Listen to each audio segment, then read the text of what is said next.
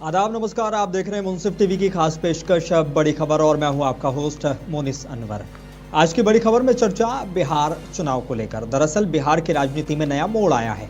दरअसल तेजस्वी यादव ने लालू प्रसाद यादव की रणनीति को दरकिनार करते हुए नया नारा दे दिया है।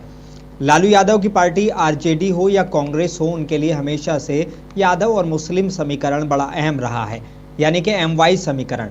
लेकिन तेजस्वी यादव ने MY समीकरण को सिकोड़ दिया है या दरकिनार कर दिया है। उन्होंने A to Z का नारा दिया है, यानी राजनीति में जाति और धर्म की कोई बात ना हो, विकास की बात हो और काम की बात हो। उन्होंने भाजपा पर धर्म और जाति की राजनीति करने का आरोप लगाया।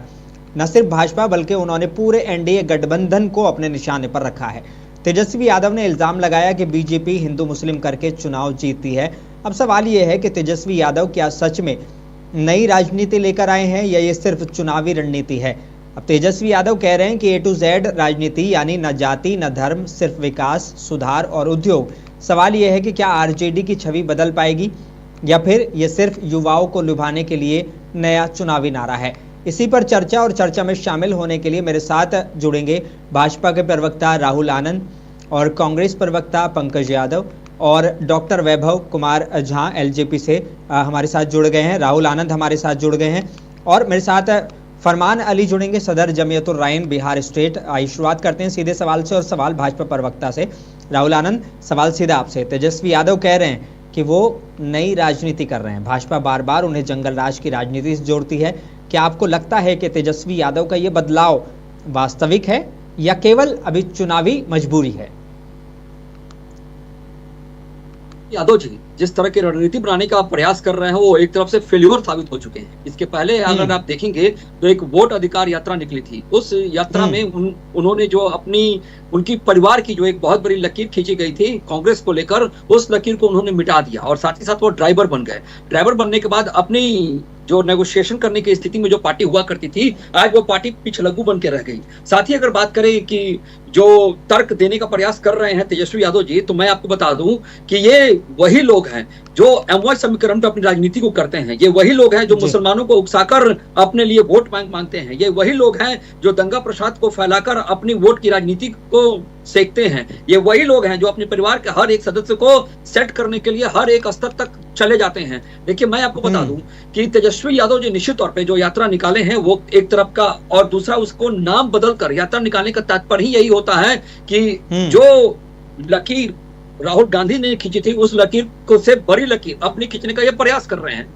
दूसरी एक सबसे बड़ी बात यह है कि ये जो सबका साथ सबका विकास का जो एजेंडा ले रहे हैं, इन्होंने कभी माना ही नहीं उस विकास को, उन्होंने कभी माना ही नहीं उस साथ को। तभी तो ये भूरा बाल साफ करो की राजनीति करते हैं।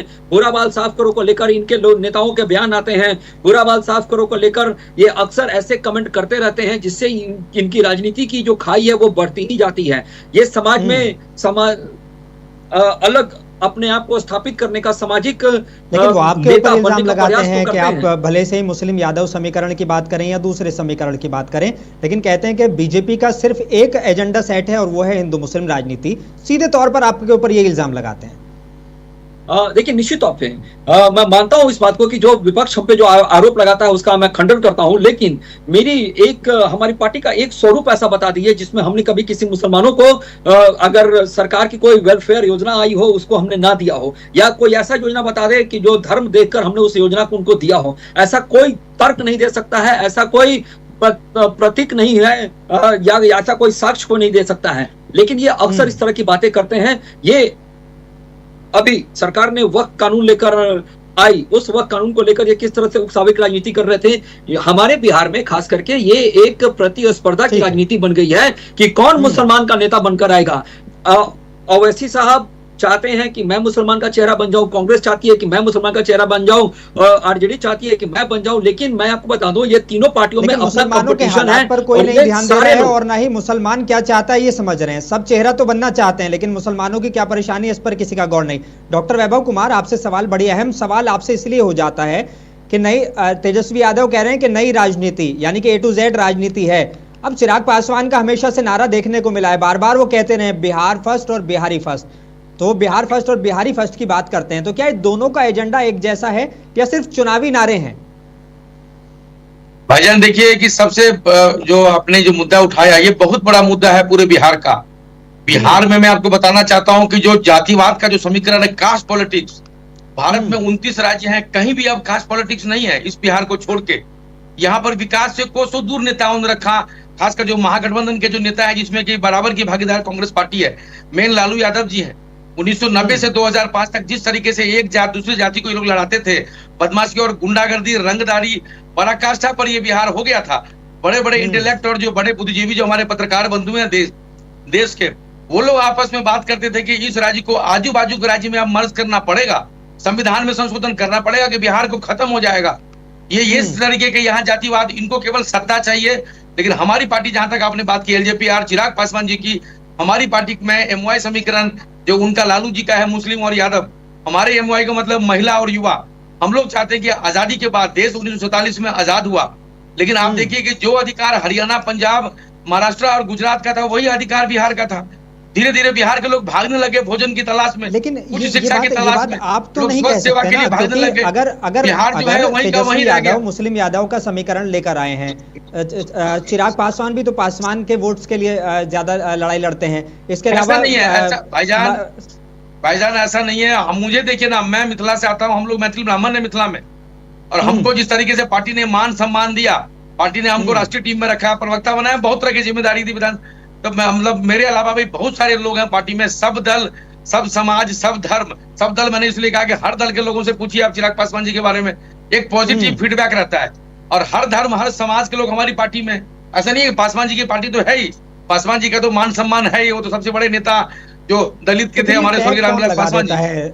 ये टैग कौन लगा देता है लालू प्रसाद यादव के ऊपर मुस्लिम यादव का समीकरण, बीजेपी के ऊपर ये कहते हैं कि अपर कास्ट वोटर का समीकरण, फिर पासवान वोट आपके लिए, मल्लाह वोट के लिए अलग वो है, तो ये समीकरण भी तो कोई सेट कर रहा होगा ना। ठीक है राहुल आनंद, सवाल आपसे, भाजपा सत्ता में लंबे समय से रह रही है, लेकिन रोजगार, उद्योग और निवेश के मामले में बिहार आज भी पिछड़ा हुआ है।